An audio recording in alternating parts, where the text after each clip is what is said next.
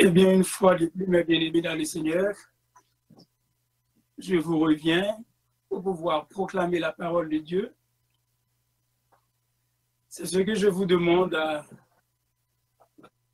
à faire dans ce moment d'adoration, donc à écouter. Nous allons réfléchir sur la parole de Dieu dans le livre de 1 Roi, chapitre 18. Je vais lire pour vous les deux premiers versets et par la suite, je vais continuer à partir du verset 16 jusqu'au verset 39. Donc, je vais prendre quelques minutes pour lire ce passage.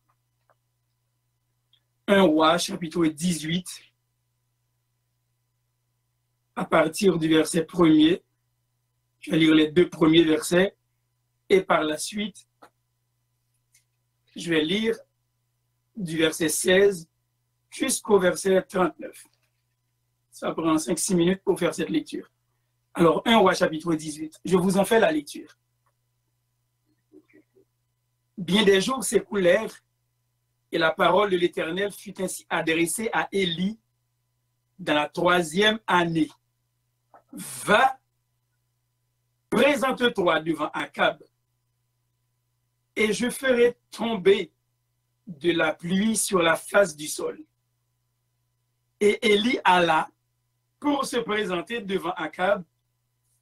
La famine était grande à Samarie. Verset 16. Abdias, étant allé à la rencontre d'Akab, l'informa de la chose. Et Akab se rendit au devant d'Élie. À peine Akab aperçut-il Élie qui lui dit, « Est-ce toi qui jettes le trouble en Israël? » Élie répondit, « Je ne trouble point Israël, c'est toi au contraire, et la maison de ton père, puisque vous avez abandonné les commandements de l'Éternel et que tu es allé après les Baals. Fais maintenant rassembler tout Israël auprès de moi, à la montagne du Carmel, et aussi les 450 prophètes de Baal et les 400 prophètes d'Astarté qui mangent à la table de Jézabel. » Akab envoya des messagers vers tous les enfants d'Israël et il rassembla les prophètes à la montagne du Carmel. Alors Élie s'approcha de tout le peuple et dit, « Jusqu'à quand clocherez-vous des deux côtés? Si l'Éternel est Dieu, allez après lui. Si c'est Baal, allez après lui. » Le peuple ne lui répondit rien. Et Élie dit au peuple, « Je suis resté seul des prophètes de l'Éternel, et il y a 450 prophètes de Baal. Que l'on nous donne 2 taureaux, qu'ils choisissent pour eux l'un des taureaux, qu'ils le coupent par morceaux et qu'ils le placent sur le bois, sans y mettre le feu. Et moi, je préparerai l'autre taureau et je le placerai sur le bois sans y mettre le feu. Puis, invoquez le nom de votre Dieu, et moi, j'invoquerai le nom de l'Éternel. Le Dieu qui répondra par le feu, c'est celui-là qui sera Dieu. » Et tout le peuple en répondit en disant, « C'est bien. » Élie dit au prophète de Baal, « Choisissez pour vous l'un des taureaux, préparez-le les premiers, car vous êtes les plus nombreux, et invoquez le nom de votre Dieu. Mais ne mettez pas le feu. » Ils prirent le taureau qu'on leur donna et le préparèrent, et ils invoquèrent le nom de Baal depuis le matin jusqu'à midi en disant, « Baal, réponds-nous. » Mais il n'y eut ni voix ni réponse, et ils sautaient devant l'autel qu'ils avaient fait. À midi, Élie se moqua d'eux et dit, « Criez à haute voix, puisqu'il est Dieu, il pense à quelque chose, ou il est occupé, ou il est en voyage, peut-être qu'il dort, et il se réveillera. Et ils crièrent à haute voix, et ils se firent selon leur coutume des incisions avec des épées et avec des lances, jusqu'à ce que le sang coulât sur eux. Lorsque midi fut passé, ils prophétisèrent jusqu'au moment de la présentation de l'offrande. Mais il n'y eut ni voix, ni réponse, ni signe d'attention. Élie dit alors à tout le peuple, « Approchez-vous de moi. » Tout le peuple s'approcha de lui, et Élie rétablit l'autel de l'Éternel qui avait été renversé.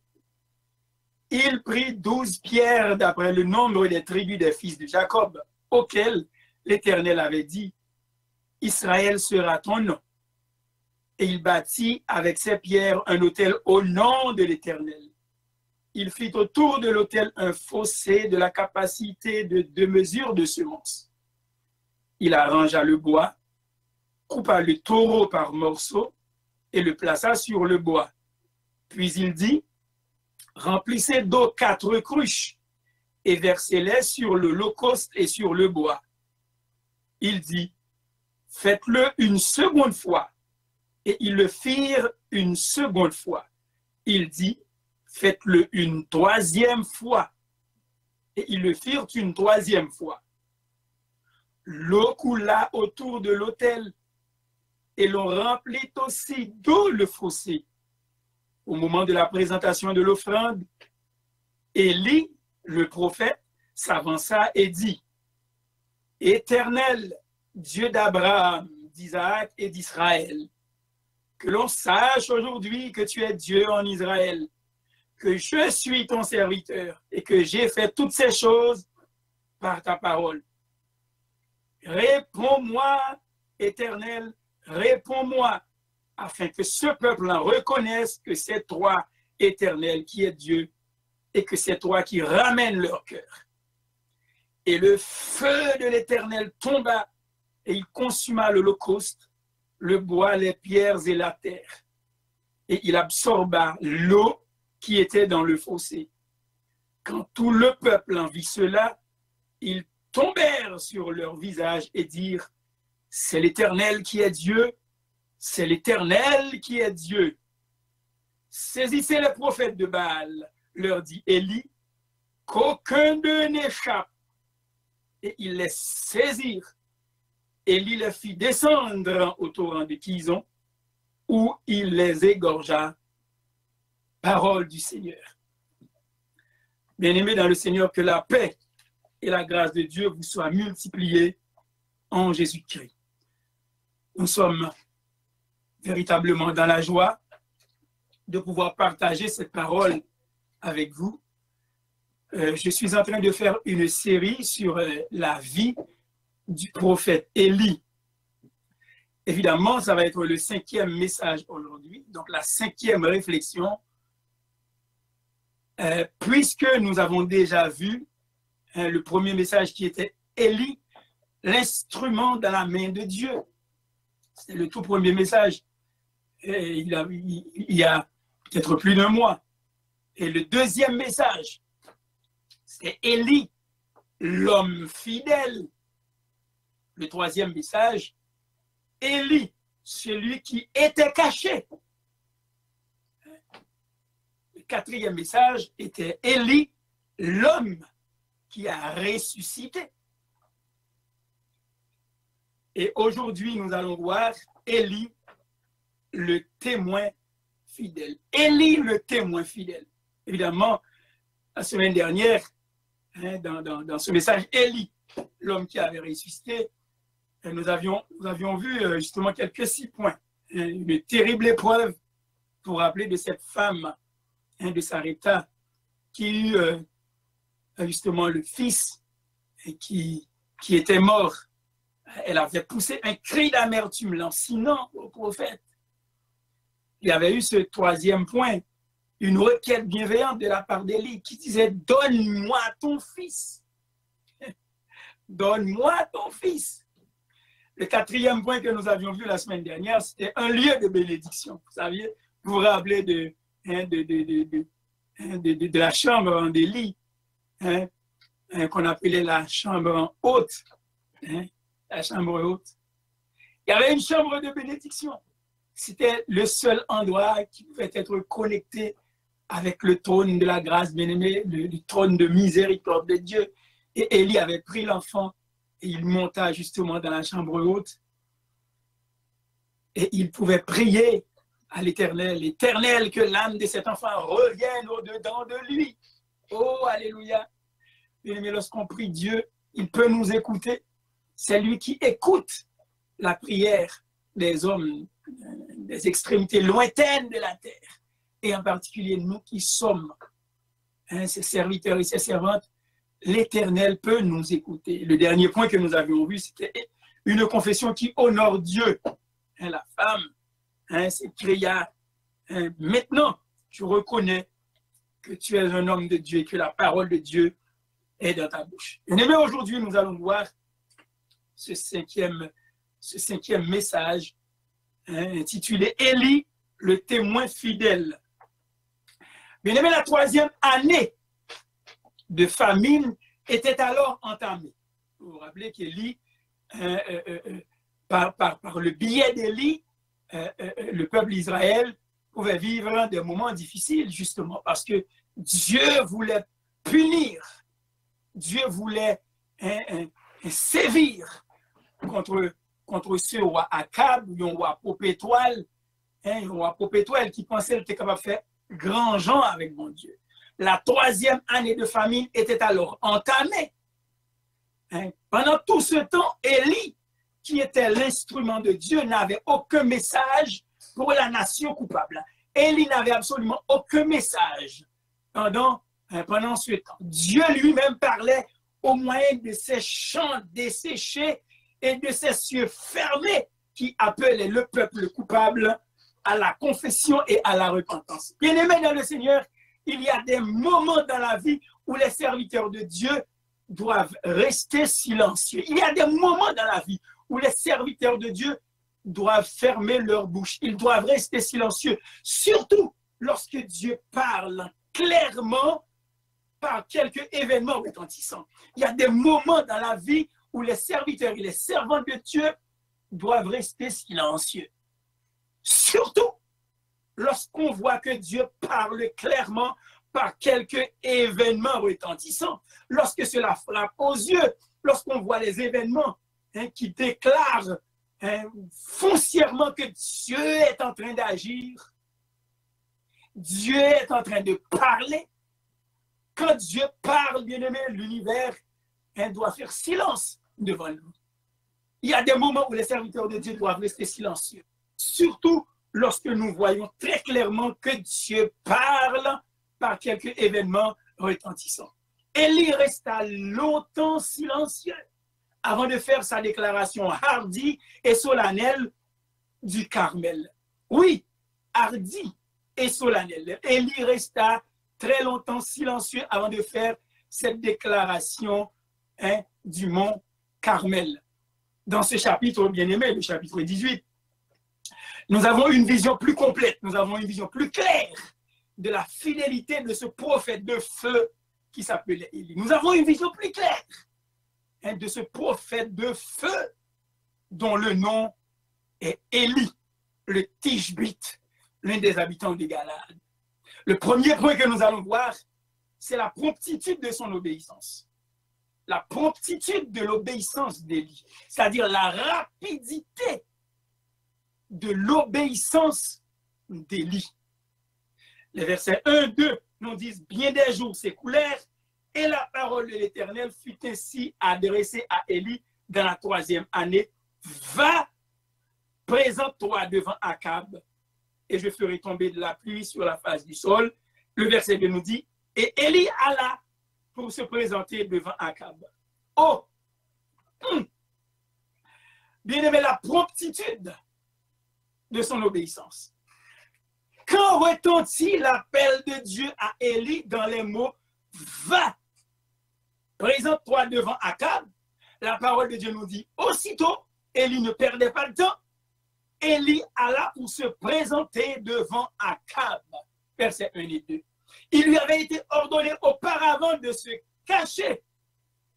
Chapitre 17, verset 3. Hein?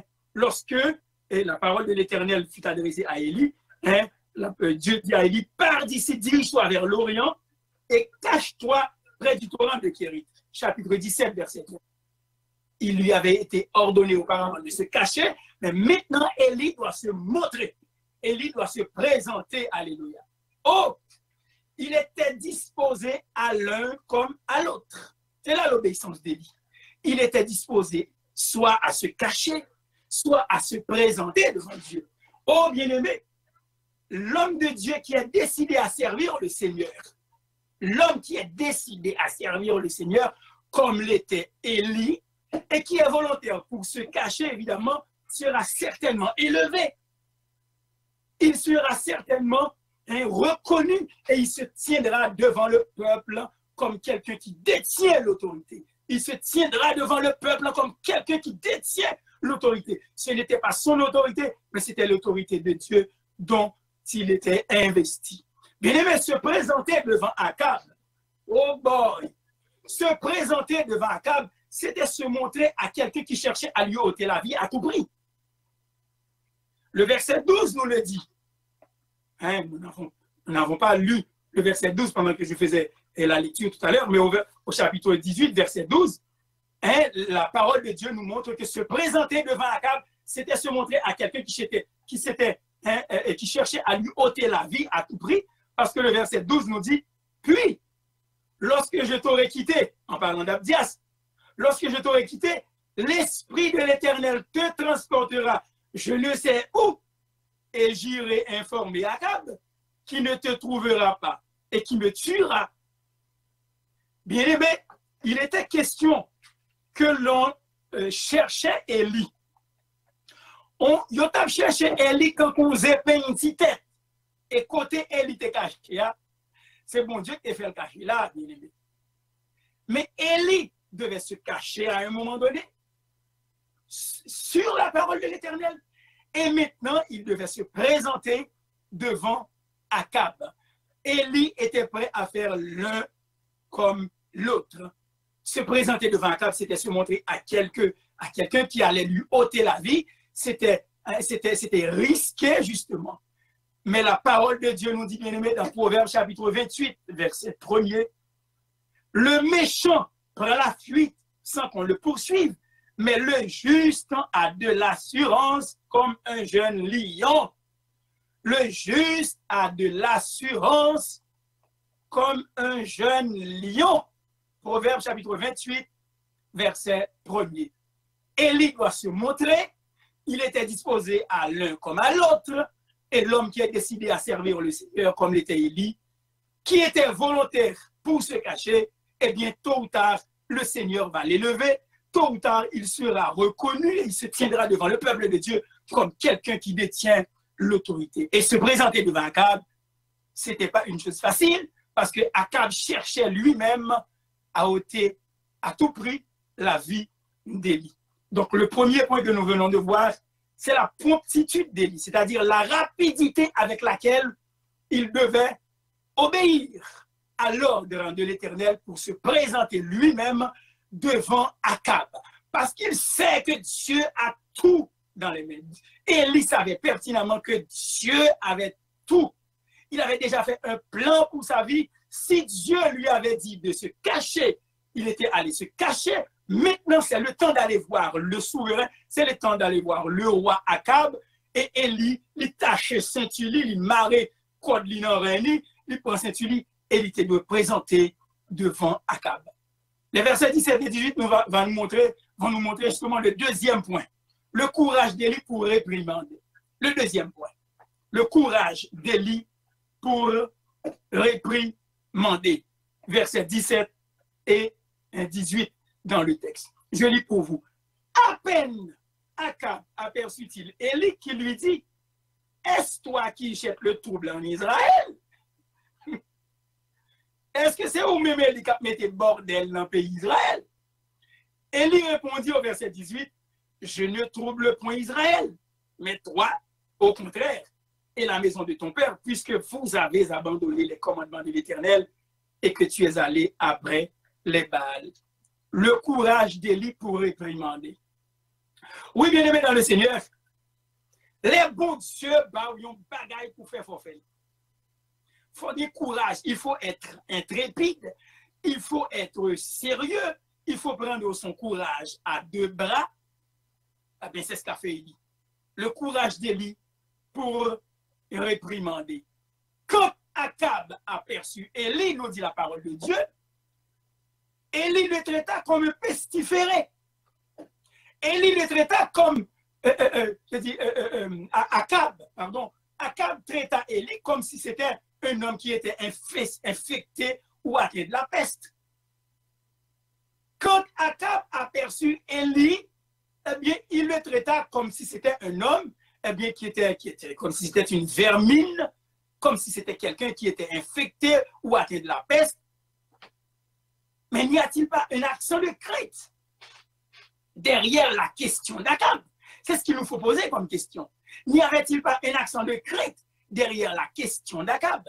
Si maladroitement formulé, Akab était tout maladroit, tout croche, comme on dit, comme on pourrait dire en bon québécois.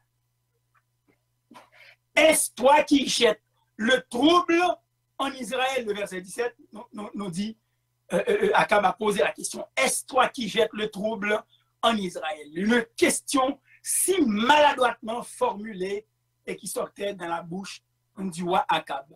Mais bien aimé le Seigneur, comment Élie pouvait-il jeter le trouble en Israël en fermant les cieux? Comment un simple homme pouvait-il jeter le trouble dans tout un pays? Partout dans un pays, partout. Il pouvait jeter le trouble dans un pays, alors que le roi lui-même était totalement impuissant devant ces conjonctures. Le roi lui-même était totalement impuissant devant des circonstances pareilles. Mais la réponse du prophète au verset 18 fut directe et percutante. La réponse du prophète, mes bien-aimés, fut directe et percutante comme une flèche décochée justement dans le cœur du roi par le Tout-Puissant lui-même. La réponse du prophète Élie était directe. La réponse du prophète Élie visait justement cette cible-là qui était le cœur du roi lui-même, mais pas par la main du prophète, mais c'est par Dieu lui-même. De dire, Élie, je ne trouble point Israël. Je ne trouble point Israël, mais toi, au contraire, puisque vous avez abandonné les commandements de l'Éternel, le verset 18 nous le dit. Eh bien aimé, quel est le véritable trouble? Quel est le véritable trouble? Nous montrons ce passage. Le véritable trouble, c'est l'abandon de la parole de Dieu. Et Élie peut dire, je ne trouble point Israël. C'est toi au contraire. Toi au contraire. C'est toi au contraire qui trouble Israël. Puisque vous avez abandonné les commandements de l'Éternel. Mais bien aimé, le vrai trouble, c'est l'abandon de la parole de l'Éternel. Vous savez, tout rétrograde jette du trouble dans l'Église de Dieu. Tout rétrograde jette le trouble dans l'Église de Dieu. Dès pour quitter parole, bon Dieu, ou tomber dans le rétrograde, et c'est vous-même qui crasé l'Église, mon Dieu. Tout rétrograde jette le trouble dans l'Église de Dieu. Et laissez-moi vous dire que si vous regardez dans l'histoire biblique, le péché secret d'Akan, vous vous rappelez Akan, cet homme de Dieu, le péché secret d'Akan jeta le trouble dans tout le camp d'Israël. Akab a jeté le trouble partout en Israël. Pourquoi? Parce que, de dire le prophète Élie, vous avez abandonné au contraire les paroles de l'Éternel. Akan jeta le trouble dans tout le camp d'Israël, dans une communauté. Akan jeta le trouble lorsque Dieu interdisait quelque chose, eh bien, Akan, lui, passait à côté. Ça, bon Dieu t'a dit pour toute communauté à pas faire. Akan veillait à garder en haut, regarder à droite, regarder en haut, regarder en bas, il parlait moun et puis il volait. Et puis il cachait sa volée à embattait, tandis que c'était un interdit. Eh bien, qu'est-ce qui arrive? Eh bien, le trouble tombait sur toute la communauté israélite. Que dire de ces critiques infidèles aujourd'hui qui se prétendent éminents théologiens et qui troublent tout le pays, qui troublent le monde entier avec leur hérésie qui mène les âmes vers l'enfer. Bon, pas quelqu'un qui dit c'est théologien, c'est prophète, c'est ceci, cela, il y a écrit ici, il y a écrit là. Ils veulent se faire voir par des hérésies et ils mènent les âmes tranquillement vers l'enfer. Ils jettent le trouble. Ils jettent le trouble sur l'Église de Dieu. Combien nous avons besoin, grand besoin aujourd'hui, des nouveaux Élis. Nous en avons grand besoin pour dénoncer ces gens-là qui ont leurs prétentions, qui ont volé, qui ont transgressé la parole de Dieu et qui mettent la communauté croyante dans le trouble. Combien nous avons besoin de nouveaux Élis pour dénoncer ces gens-là, pour dénoncer des hérésies. Combien nous avons besoin des prédicateurs, combien nous avons besoin des hommes de Dieu, des femmes de Dieu, pour dire aux foyers qui sont bancals, papa, maman, ne faites pas comme Akab. Papa, maman, ne faites pas comme Akan. Il y a un prix à payer, mes bien-aimés, à ces inconséquences. Remplissez votre devoir de papa. Remplissez votre devoir de maman. Aimez le Seigneur. Éduquez vos enfants et vous n'aurez pas des bandits dans votre foyer. Bien-aimés dans le Seigneur, m'a dit ça à tout papa qui attend le Jodia. Dieu vous donne une responsabilité. Et si vous négligez cette responsabilité, vous passez à côté, eh bien, les meilleurs exemples que vous puissiez donner, eh bien, que vous puissiez donner, c'est à vos enfants. Si Dieu vous donne quelque chose à faire, vous êtes à la tête du foyer, papa. Mais si vous négligez vos devoirs envers vos enfants, ou à bien petit bandit là, il a pleuvé, mais puisque vous ne réglez rien dans l'évangile là, puisque vous c'est calmé dehors, puisque vous sont ou paille dans l'évangile là, eh bien, il a pleuvé paille tout parce que vous ne donnez pas un exemple à vos enfants pour servir le Seigneur. Bien aimé, tout le monde qui a autorité dans les et qui passait à côté de cette autorité. Ils n'ont pas fait ça, bon Dieu, mandé pour faire. Que ce soit un leader d'église, que ce soit le roi d'un pays, que ce soit Akan dans une communauté, a des conséquences. Oui, papa, ça va même parler. Ça va même parler. Sous besoin de lever, bandit la caille. Sous bien deux petites filles, ou bien deux petits garçons, ou bien petites filles, ou bien petits garçons, et puis vous levez, ou pas bailler l'évangile réglé, rien pour. D'autant plus, pour qu'ils n'ont même levé même à l'église. Et puis, c'est pas rien ou après dans l'évangile là, et bien, il a pleuvé même jamais. Il a pleuvé même jamais, il n'y a pas de gens qui créent pour mon Dieu, parce qu'il y a c'est comédien, puisque c'est comédien, eh bien, on va jouer scène, il y a même tout, il y a joué scène. Et théâtre, on va jouer dans l'évangile, il y a joué théâtre dans l'évangile. Bien aimé, Akab avait la responsabilité en tant que roi du peuple en Israël, de conduire le peuple comme un berger. Il a passé à côté, et la parole de Dieu nous dit, eh bien, toute la nation d'Israël était et criait faillite. Toute la nation d'Israël criait faillite à cause de l'homme. Oh boy! Akab était la tête du pays d'Israël. Il passait à côté. Toute la nation a payé. Eh bien, les conséquences de ces inconséquences. Akan, qui faisait partie de la communauté israélite, a violé la parole de l'Éternel par interdiction. Il volait bagaille, ça qui était interdit, l'a caché en bataille. Eh bien, tout le peuple a payé. Ou même papa, ou a fait foyer, ou payé tout. Lorsque bon Dieu m'a donné bagaille, lorsque Timoun t'a dû lever dans la parole, bon Dieu, lorsque t'a dû faire culte de famille, lorsque t'a dû un homme de Dieu, et puis c'est calmé, il va calmer, eh bien, pas étonné, Timoun a levé même avec vous. Parce que déjà, la parole de Dieu nous dit que la folie est attachée au cœur de l'enfant. Lorsque la folie est attachée au cœur de l'enfant, nous les parents, nous les mamans, les papas, eh bien, nous avons une grande responsabilité. Bon Dieu, aidez-nous, et Timoun, c'est dans le gourmet à faire. C'est dans le gourmet à former caractère un peu pour capable de l'évangile. Si vous-même, vous finissez connaître dans le gourmet pour capable de l'évangile, et puis vous prenez ça calme, vous peindre la guerre, et vous lever avec la caillou, des petits bandits, des petits mafias. Hein, il y a tout, sauf des vrais croyants, parce que vous-même, vous avez de mauvais exemples. Oui, bien aimé, Akab est passé à côté de sa mission. Toutefois, Élie avait le courage de le réprimander. Élie de dire à Akab, eh bien, ce n'est pas moi qui jette le trouble en Israël, c'est toi, au contraire, qui jette le trouble en Israël parce que vous avez abandonné les commandements de l'Éternel. La promptitude de son obéissance, c'était le premier point.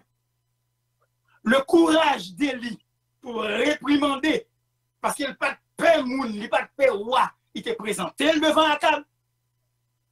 Et le troisième point que nous allons aborder, c'est appel à une décision. L'appel à une décision. Les versets 19 à 21. L'appel à une décision. La parole de Dieu nous dit, fais maintenant rassembler tout Israël auprès de moi, dit Élie, à la montagne du Carmel. Et aussi les 450 prophètes de Baal et les 400 prophètes d'Astarté qui mangent à la table de Jézabel. Akab envoya des messagers vers tous les enfants d'Israël et il rassembla des prophètes à la montagne du Carmel. Alors Élie s'approcha de tout le peuple et dit, jusqu'à quand clocherez-vous des deux côtés? Si l'Éternel est Dieu, allez après lui. Si c'est Baal, allez après lui. Le peuple ne lui répondit rien. Appel à une décision. Mais le prophète Élie donne des ordres au roi Akab et les 850 faux prophètes de ce dernier sont convoqués avec toute la nation pour rencontrer Élie sur le mont Carmel. Oh, bien-aimé, je dis déjà contre Menti Kaba. Déjà contre Menti Kaba. Bien-aimé, cette histoire qui se passait sur le mont Carmel, j'ai eu justement la possibilité d'aller sur ce mont-là et j'ai ramené en Amérique une grosse pierre que j'ai prise sur le mont Carmel. Et lorsque j'étais sur ce mont-là, il y a quelques années, je pensais à Élie, l'homme de Dieu, ce prophète de feu qui donnait ce défi au prophète de Baal et aussi à Akab. C'était un ordre important, bien-aimé, mais un homme qui se tient devant Dieu osera de grandes choses. Un homme qui se tient devant Dieu osera de grandes choses. Jusqu'à quand, de dire Élie, clocherez-vous des deux côtés? Qu'il est n'absispan rouler des bons en bon créole.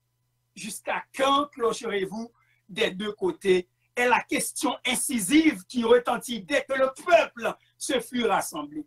Cette question de la part d'Élie a été posée justement au peuple de Dieu et au prophète de Baal.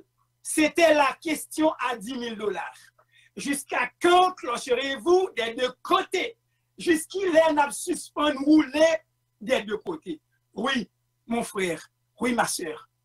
Jusqu'à quand, vous et moi, si nous ne sommes pas tout à fait dans le plan de Dieu, en fait, nous sommes dans le plan de Dieu, mais il nous arrive parfois à rouler des deux côtés. Jusqu'à quand clocherez-vous des deux côtés? Jusqu'à quand clocherons-nous des deux côtés? C'est la question incisive qui retentit dès que le peuple se fut rassemblé autour du prophète Élie. Bien aimé, cette question était mordante. Cette question était une question très vive. Cet homme de Dieu solitaire était extrêmement pratique. Il savait très bien, il savait pertinemment que nul ne pouvait servir deux maîtres à la fois et que cette indécision au sujet du service était catastrophique.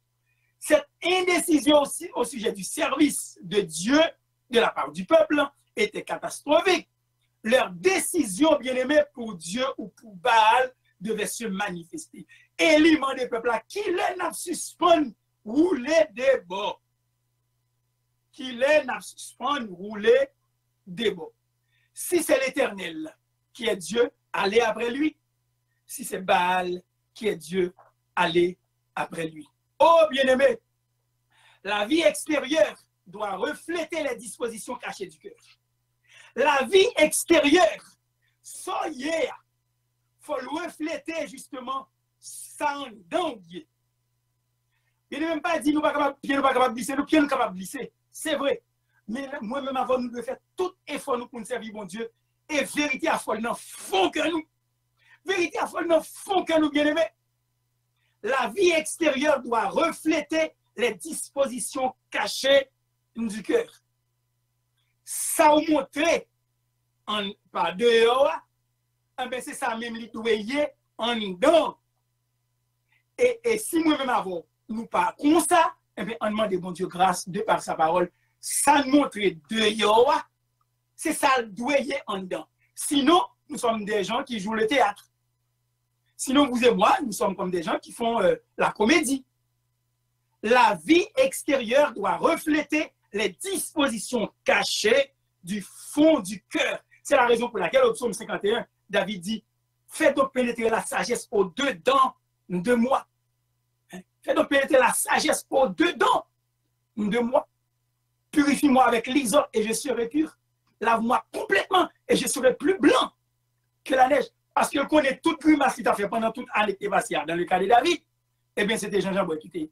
Mais bien aimé, la vie extérieure doit refléter les dispositions cachées du cœur. Et nous devons vivre la vérité de Dieu au fond de notre cœur. Le premier point, la promptitude de l'obéissance d'Élie.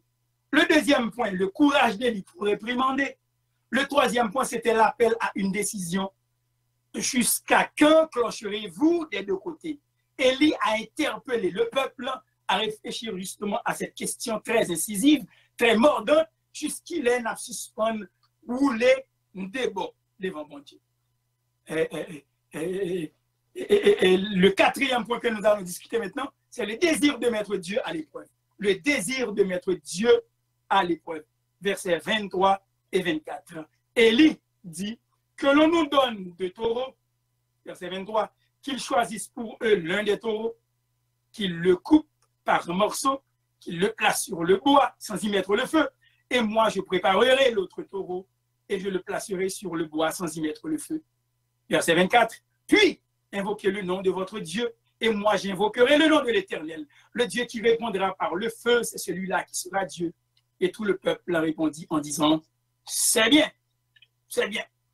Qu'ils choisissent pour eux l'un des taureaux. Que je prends, eux-mêmes, un taureau. Et moi, de dire Élie, je préparerai l'autre taureau.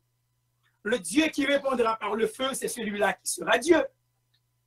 Bien-aimés dans le Seigneur, il vaut mieux éprouver nos théories et nos principes à temps que les voir s'écrouler à la frontière de l'éternité.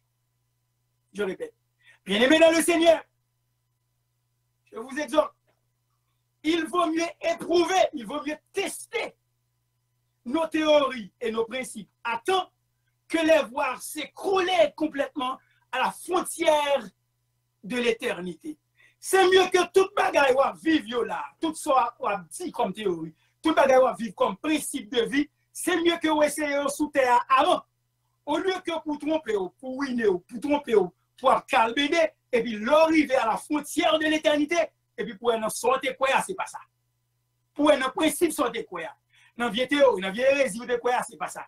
Il vaut mieux, bien aimé, tester nos théories, nos principes à temps que les voir s'écrouler à la frontière de l'éternité. L'homme de foi n'a jamais peur de risquer tout ce qu'il a justement pour honorer Dieu.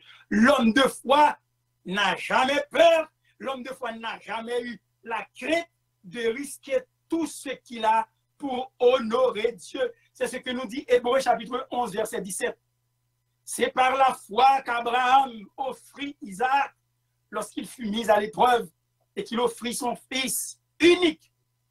Il a offert son fils unique, lui qui avait reçu les promesses. Eh bien, bien-aimé, la parole de Dieu nous dit, Abraham lui-même dans Hébreux chapitre 11, il n'avait rien à craindre, il n'avait pas peur, il l'a offert, le seul fils, le fils de la promesse, eh bien, il l'a offert à l'Éternel parce que ce dernier le lui a demandé. Dans le cas d'Élie et les prophètes de Baal, une réponse par le feu était un test qui leur semblait probant. Dans le cas d'Élie, Élie dit, bon, puisque pour bagarre a fini, un bien à fond test, je dis, ramenez tout le monde, faites remonter sur le mont Carmel, faites remonter sur le mont Carmel, permettre que les 850 prophètes de Baal, puisque vous dites que Baal est votre Dieu, eh bien, pronto pour nous, eh bien, préparez-les, eh bien, une réponse par le feu va être un test qui nous semblera probant, puisque dès que j'ai contré, menti Kaba, parce qu'ils adoraient Baal, le Dieu du feu. Baal est le Dieu de l'orage. Baal est le Dieu du feu. Bien aimé, à quelques reprises, j'étais en France et j'étais au musée du Louvre. On met jusqu'à présent au musée du Louvre, eh bien, une sculpture de Baal qui tient une lance dans sa main, dont le haut représente la foudre.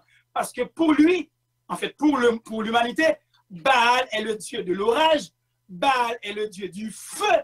Les Baal pas laissé 10 feux climés. Même au musée du Louvre, jusqu'à présent, on met une sculpture de Baal qui tient dans sa main une lance dont le haut de cette lance-là représente la foudre qui jette le feu. Ah ben, s'il est le dieu du feu, s'il est le dieu de l'orage, eh bien certainement, leur grand dieu soleil ne ferait pas défaut justement à une telle multitude de prophètes. Puisque tout le monde là, Baal, tout prophète là, dit Élie à Baal, eh bien, qu'on est assez bon là pour montrer sous terrain la caillou, et qu'on ne peut pas perdre du match là. Quoi, vous comprenez ça? Dans le moment qu'il est comme ça, laisser la caillou, l'autre équipe sortie, il saute de l'autre côté, puis pour venir battre sous terrain la caillou. Dans le moment qu'il est comme ça. Dans le moment qu'il est comme ça, lorsque c'est Chicago sorti côté sorti aux États-Unis, et puis pour venir battre Impact, ou bien l'autre équipe, non, plein Montréal là, sous terrain propre. Non, comme ça. Mais c'est ça qui va passer là, bien aimé.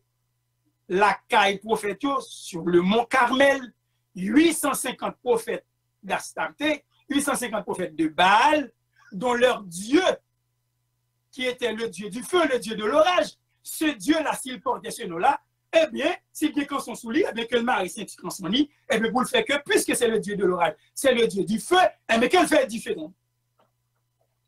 Défi. Et il dit, mais défi n'a pas la bouillard. Déjà contré, Mantikaba. Baal est le Dieu de l'orage. Baal, c'est le Dieu qui grisait dans et le feu sort. C'est 10 feux qui sortent. Mais Kounia, Baal, défi, mais nous allons faire sacrifice à Kounia, fait 10 feux sortir si capable. Avec ça, il dit en d'autres mots, en bon créole, et il dit à prophète Baal, mais quoi maman, mais quoi papa, sous capable de piler. Sous capable d'une pile. Bien-aimé, la parole de Dieu nous dit, à midi, quand le soleil était à son apogée, le soleil était à son zénith, eh bien, les prophètes de Baal s'agitèrent frénétiquement. Ils battent, ils montaient, ils descendaient, ils sautaient. Ils sautaient devant l'autel, comme s'ils étaient prêts à s'offrir eux-mêmes en sacrifice pour le culte. La parole de Dieu nous dit, ils battent, ils chirent, ils prennent des lances, ils prennent des épées, ils déchirent, parce que depuis le matin, ils ont commencé, bois là, taureau là, sur l'autel, et puis 10 feux pas qu'à sortir, tomber. Les prophètes de Baal ne pouvaient pas justement faire descendre le feu. La parole de Dieu nous dit, à midi, quand le soleil était à son apogée, ils s'agitèrent frénétiquement et ils sautaient devant l'autel comme s'ils étaient prêts à s'offrir eux-mêmes en sacrifice pour le culte. Mais il n'y eut ni voix, ni réponse, ni signe d'attention selon le verset 26. Il n'y eut ni voix, ni réponse, ni signe d'attention. Leur Dieu n'était que la vaine création de leur propre imagination. Les deux côtés entre lesquels ils clochaient étaient celui des hommes et celui de Dieu. Mais la parole de Dieu nous dit, mes bien-aimés, mes pensées ne sont pas vos pensées et mes voix ne sont pas vos voix, dit le Seigneur l'Éternel. Éprouvez vos voix, éprouvez vos propres pensées vous-même, dit l'Éternel. Alors le premier point, c'est la rapidité de l'obéissance d'Élie. Le deuxième point, le courage d'Élie pour réprimander. Le troisième point, c'était l'appel d'Élie à une décision à l'égard du peuple, qu'il en a suspendu, un clocher, un roulet des bords. Le quatrième point, c'était le désir de mettre Dieu à l'épreuve. Élie n'avait pas peur parce qu'il savait qu'il était l'homme de Dieu. Et le cinquième point, c'est la prière de la foi que nous trouvons dans les versets 36 et 37. La parole de Dieu nous dit, bien-aimés, au moment de la présentation de l'offrande, Élie le prophète s'avança et dit, Éternel Dieu d'Abraham, d'Isaac et d'Israël, que l'on sache aujourd'hui que tu es Dieu en Israël, que je suis ton serviteur et que j'ai fait toutes ces choses par ta parole. Réponds-moi, Éternel, réponds-moi, afin que ce peuple reconnaisse que c'est toi, Éternel, qui es Dieu et que c'est toi qui ramènes leur cœur. Ça, c'était la prière du prophète Élie. Le prophète de Dieu ne manifestait ni tension, ni excitation, hein, tandis qu'il bâtit calmement l'autel, tandis qu'il préparait le sacrifice tranquillement et qu'il arrangeait le bois, le couvrant d'eau, hein, comme le Carmel s'avançait justement dans la mer. Hein, il le couvrait d'eau. Il ne cherchait pas à faciliter la réponse par le feu de Dieu, loin de là, mais à rendre certain le fait que le feu va venir de la part de Dieu. Le feu devait venir de la part de Dieu parce que le feu, c'était le symbole de la présence de Dieu. Si du feu descend, ça veut dire, bon Dieu là. Si du feu descend, ça veut dire, mes vérités n'a accepté tel quel. C'est par le feu qu'on devait éprouver justement les prophètes de Baal pour voir est-ce qu'ils étaient dans la vérité. Sa prière était simple, la prière d'Élie était simple, parce qu'elle est la prière de la foi.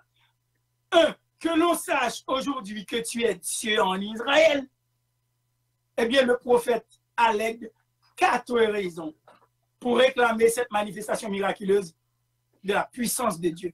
Le prophète alléguait 4 raisons.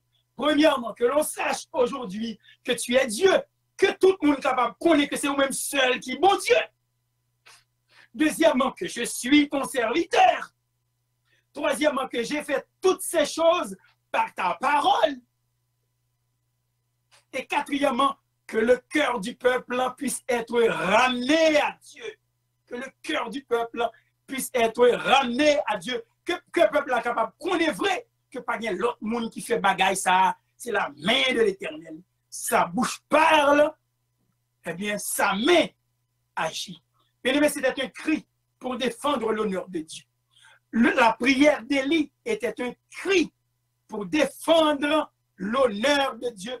Un cri qui a reçu justement une réponse immédiate. Et la parole de Dieu nous dit, et le feu de l'Éternel, alléluia, tomba. Le feu de l'Éternel tomba au verset 38. Et le feu de l'Éternel tomba et il consuma l'holocauste, le bois, les pierres et la terre, et il absorba l'eau qui était dans le fossé. Oh, bien-aimé, la prière d'Élie, c'était une prière pour défendre l'honneur de Dieu.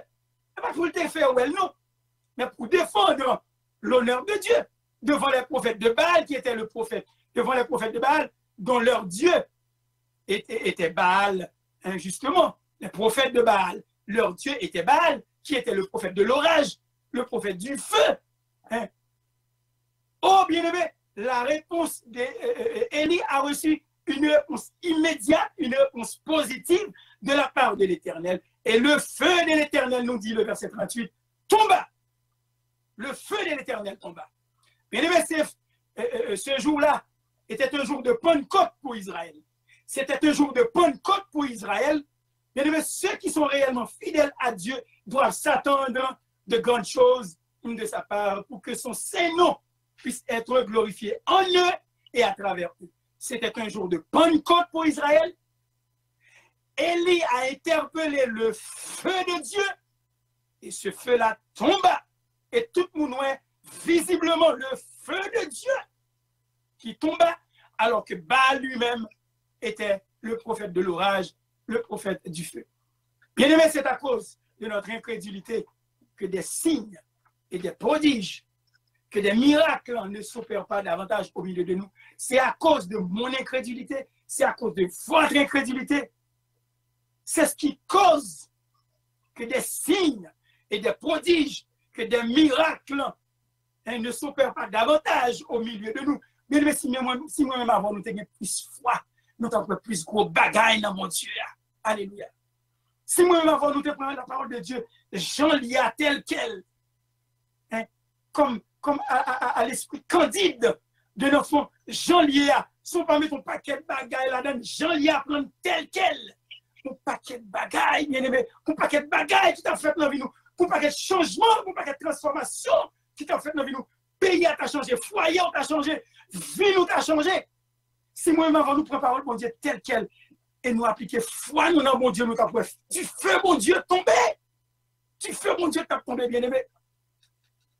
C'est à cause de notre incrédulité que des signes, des prodiges, des miracles ne s'opèrent pas davantage au milieu de nous. Mettez-moi à l'épreuve, dit l'Éternel, et vous ne verrez pas si je n'ouvre pas les écluses des cieux. Mettez-moi à l'épreuve, dit l'Éternel, et m'a fait que m'ouvrir pour le ciel là. M'a ouvrir pour le ciel là. Bien, mais c'est pas moi qui dis non, c'est parole de Dieu qui dit, mettez-moi à l'épreuve, dit l'Éternel. Et observez, pour voir si je n'ouvre pas pour vous les écluses des cieux. Mais si moi-même avant nous sommes conséquents dans l'évangile là, si moi-même avant nous sommes vraiment qui bon Dieu dans sa vie, nous prenons Dieu à Jean lié à sa parole, d'une manière avec l'esprit candide de l'enfant, et bien nous avons un paquet de transformations faites, miracles faites, à gogo. Nos foyers, nos miracles faites. Chaque jour, nous avons un miracle dans la vie. Nous avons suspendu par l'empire, petit bagage derrière maman, mais nous avons servi, bon Dieu, à tout cœur, nous vrai, véritablement. Et nous avons une quantité de bagailles, bon Dieu, t'a fait. Que ce soit dans le travail, que ce soit dans l'étude, que ce soit dans le foyer, que ce soit dans la vie personnelle. Tout ça l'a fait. Nous avons mon Dieu, très au sérieux et nous appliquer foi nous à la lettre. Dans sa parole, bon Dieu dit. Et nous avons bien aimé, chaîne de t'a cassé. Chaîne de t'a cassé, bien aimé. Oh, ça fait des fois triste. Pour moi-même avant, nous n'en étions parfois pitoyables. Mais nous demandons, mon Dieu, grâce. Pitons nous l'aide nous là. Pitons nous l'aide nous là. Nous avons chance encore. Nous avons privilège encore. Nous avons encore la grâce de pouvoir écouter la parole de Dieu. Nous avons encore le privilège d'écouter la parole de Dieu. Nous avons encore le privilège d'avoir le Saint-Esprit pour nous guider, pour nous sensibiliser à cette parole. Et nous avons encore le privilège, par la grâce de Dieu, hein, d'être touchés par cette parole. Parce que le Seigneur agit encore par son esprit pour faire des transformations dans des vies. Et il veut que nous investissions confiance en lui pour nous capables de bagaille changer. Alléluia. Pour nous capables de bagaille changer.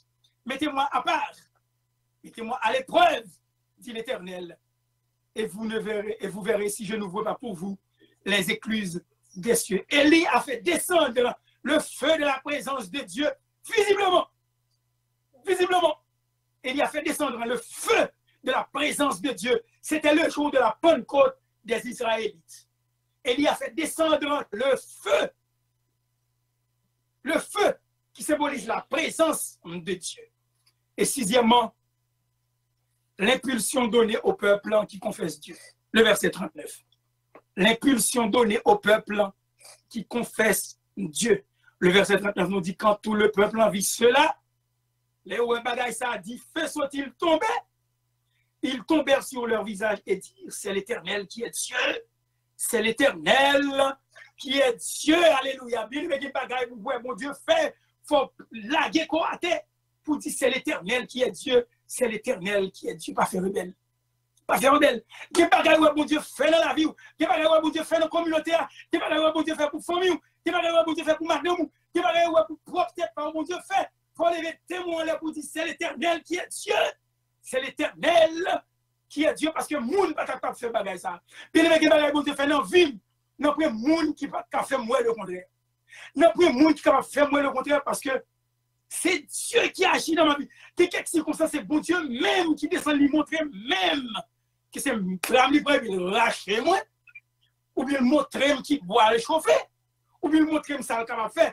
Bien aimé que ce soit dans la vie personnelle moi, que ce soit la recherche d'un emploi, que ce soit dans mes études, que ce soit pour ma famille, que ce soit pour le service pour Dieu, eh bien c'est lui prendre, il fait moi que le vivant, il fait moi que là, il fait moi que là, agir, et je ne suis pas capable de faire mes bouches, je ne suis pas capable de faire mes bouches. Il faut me dire, c'est l'Éternel qui est Dieu, c'est l'Éternel qui est Dieu, c'est l'Éternel qui est Dieu. Oh bien-aimé, quand tout le peuple en vit cela, ils tombèrent sur leur face et dirent, c'est l'Éternel qui est Dieu, c'est l'Éternel qui est Dieu. Bien aimé, Thomas a reçu une telle révélation quand il s'écria « Mon Seigneur et mon Dieu ». Thomas a reçu une telle révélation. Vous savez, après la résurrection de Jésus-Christ, Jésus-Christ se présentait aux autres disciples, aux autres apôtres. Mais Thomas n'était pas là. Thomas dit, ah, ouais, il est ressuscité. Ouais, il est ressuscité. Les mouais quoi?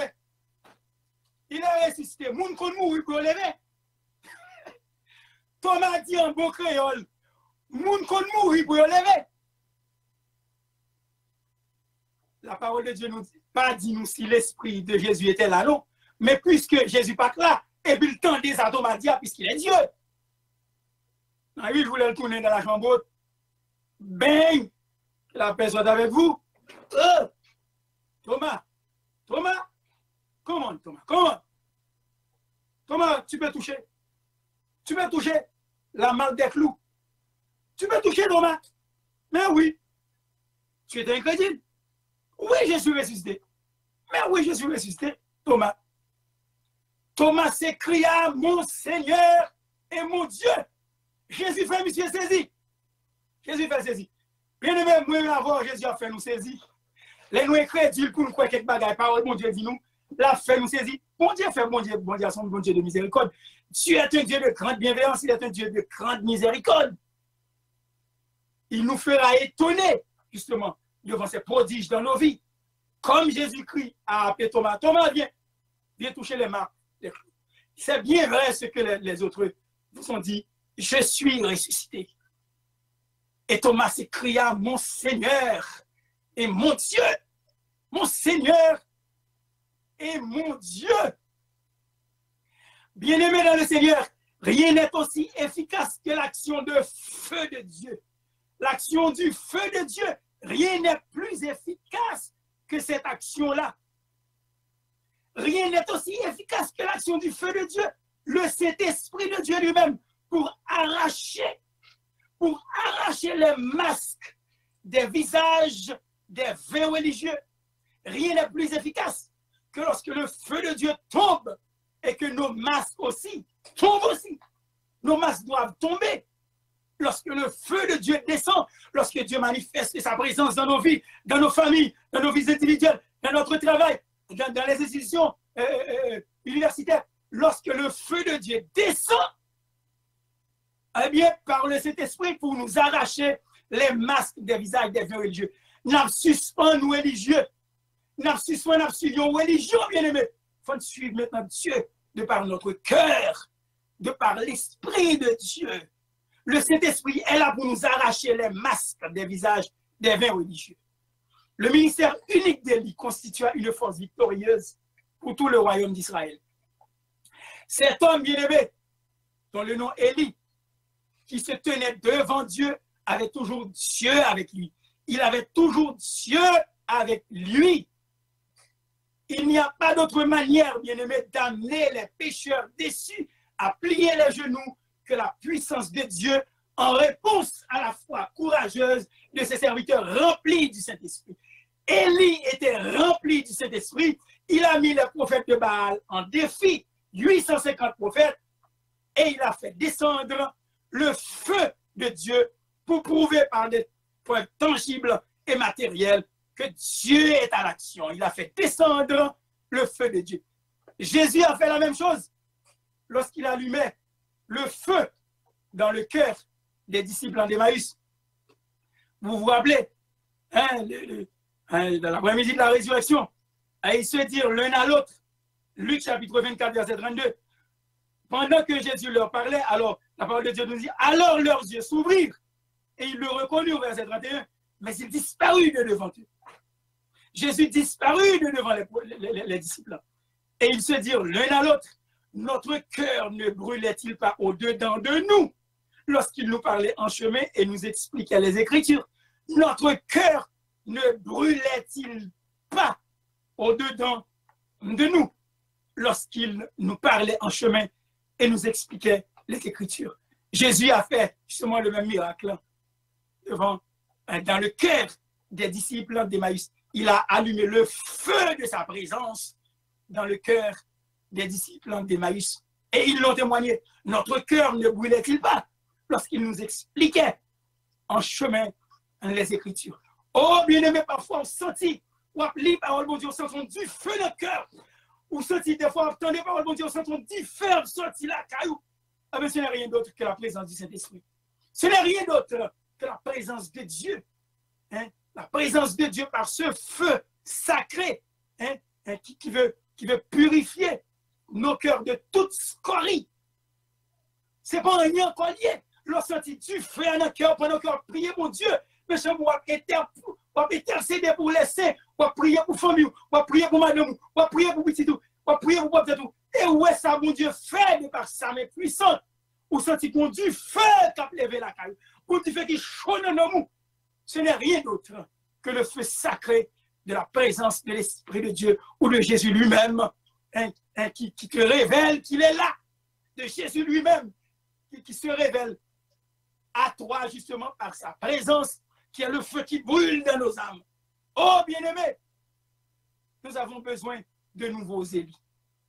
Nous avons besoin de nouveaux Élis en ce temps périlleux, en cette période où nous vivons.